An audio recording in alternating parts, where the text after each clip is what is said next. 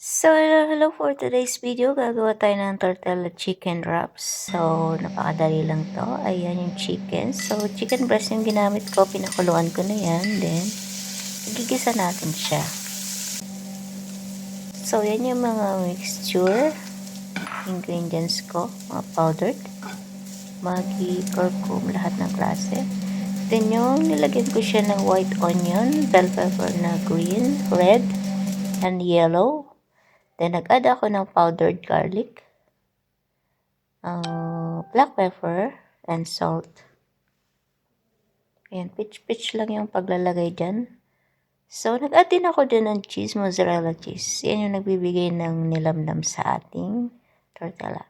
So, dito tayo sa paggagawa ng ating tortilla wraps. So, gumawa lang ako dyan at naganap lang ako ng circle. Ayan. So, ready na tayo sa pagpapalaman. Ayan. So, i-arrange natin to kasi i-oven natin siya. So, ayan. So, sa pinaka-toppings naman, naglalagay ako ng cheese. So, that's it. 5 minutes lang to.